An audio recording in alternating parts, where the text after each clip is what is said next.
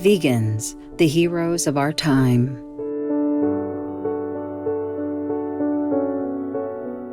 Our programs offer many languages. Please visit suprememastertv.com/schedule. Nos programmes offrent plusieurs langues. Veuillez visiter suprememastertv.com/schedule. Nuestros programas ofrecen varios idiomas. Visiten suprememastertv.com/schedule. برامجنا متوفرة بالعديد من اللغات. يرجى زيارة suprememastertv.com/schedule. This race could live with equal ease in water, air, or fire, for it had an unlimited control over the elements. These were the sons of God. It was they who imparted nature's most weird secrets to men and revealed to them the ineffable and now lost word. Please continue watching to find out more. Здравствуйте means hello in Russian. My name is Veronica. The benevolent people of North Ossetia, Alania, are ever thankful for your kind-hearted actions toward our animal friends. May your heart rejoice in the love of God.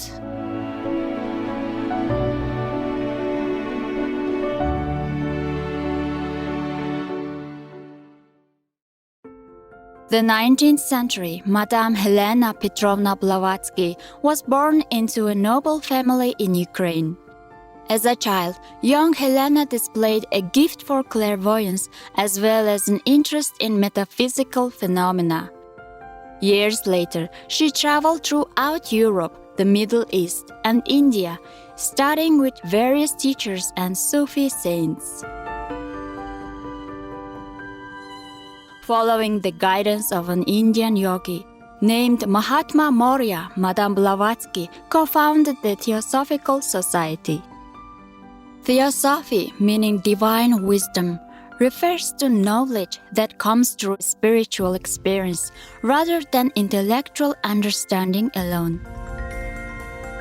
The Theosophical Society is dedicated to uplifting humanity through a realization of the oneness of life and the wisdom underlying all religions. Madame Blavatsky wrote several important books on theosophy, including Isis Unveiled, The Secret Doctrine, The Key to Theosophy, and The Voice of the Silence. The Secret Doctrine, published in 1888, has been acknowledged by many as one of the most remarkable books in the world. It is considered the Bible of Theosophy and the source book of esoteric tradition. Offering insight into the origin and evolution of the universe, the Secret Doctrine also details an account of root races dating back millions of years. Although she was considered the author of the Secret Doctrine, Madame Blavatsky often expressed that she only conveyed the ancient wisdom that was passed on to her. The true authors of the work were her teachers, the Mahatmas, or great souls who were the guardians of the secret wisdom of the ages. Today on Words of Wisdom, we invite you to join us for excerpts from the Sons of God and the Sacred Island in Madame Blavatsky's The Secret Doctrine. The Sons of God and the Sacred Island. The legend given in Isis, wisdom religion, in relation to a portion of the globe which science now concedes to have been the cradle of humanity, though it is but one of the 7 cradles in truth, ran, condensed, and now explained as follows. Tradition says, and the records of the great book, the Book of John, explain that long before the days of Adam and his inquisitive wife Eve where now are found but salt lakes and desolate barren deserts, there was a vast inland sea which extended over Middle Asia, north of the proud Himalayan range and its western prolongation. An island which for its unparalleled beauty had no rival in the world, was inhabited by the last remnant of the race which preceded ours. The last remnant meant the sons of will and yoga, who with a few tribes survived the great cataclysm. for it is the third race which inhabited the great Lemurian continent that preceded the veritable and complete human races, the fourth and the fifth.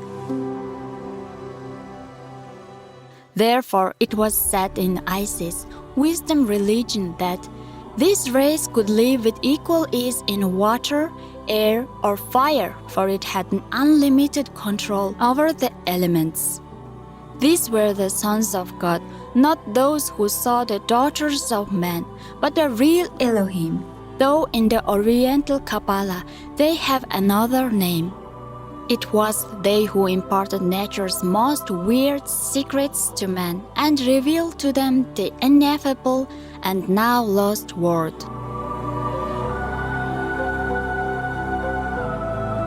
The island, according to belief, exists to the present hour as an oasis surrounded by the dreadful wildernesses of the great desert, the Gobi, whose sands no foot hath crossed in the memory of man.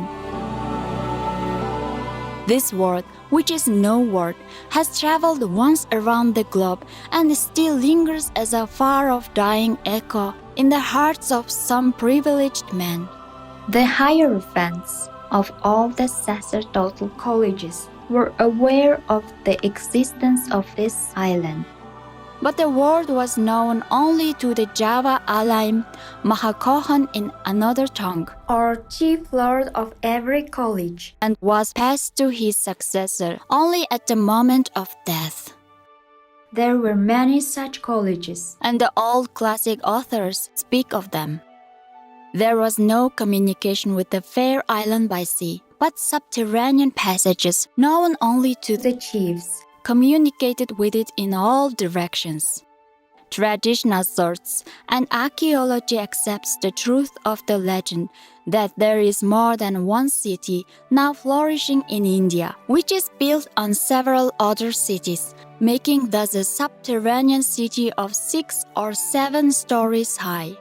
Delhi is one of them, Allahabad another, examples of this being found even in Europe. For example, in Florence, which is built on several defunct Etruscan and other cities. Why then could not Ellora, Elephanta, Kali, and Ahunta have been built on subterranean labyrinths and passages as claimed? Of course, we do not allude to the caves which are known to every European, whether with one's own eyes or through hearsay, notwithstanding their enormous antiquity, though that is so disputed by modern archaeology. But it is a fact known to the initiated Brahmins of India, and especially to yogis, that there is not a cave temple in the country, but has its subterranean passages running in every direction, and that those underground caves and endless corridors have in their turn their caves and corridors. Who can tell that the lost Atlantis, which is also mentioned in the secret book, but again under another name pronounced in the sacred language, did not exist yet in those days? We went on to ask. It did exist most assuredly, as it was fast approaching its greatest days of glory and civilization when the last of the Lemurian continents went down. The great lost continent might have perhaps been situated south of Asia, extending from India to Tasmania. If the hypothesis, now so much doubted and positively denied by some learned authors who regard it as a joke of Plato's, is ever verified, then perhaps will the scientists believe that the description of the God-inhabited continent was not altogether a fable. And they may then perceive that Plato's guarded hints and his attributing the narrative to Solon and the Egyptian priests were but the prudent way of imparting the fact to the world, and by cleverly combining truth and fiction, so disconnecting himself from a story which the obligations imposed at initiation forbade him to divulge.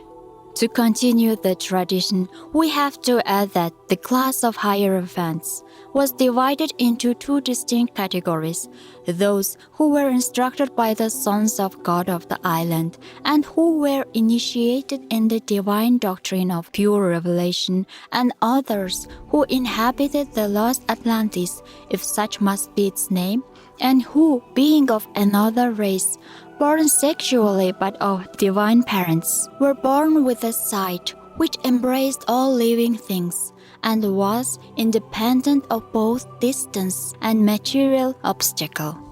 In short, they were the fourth race of men mentioned in the p1o2, whose sight was unlimited and who knew all things at once.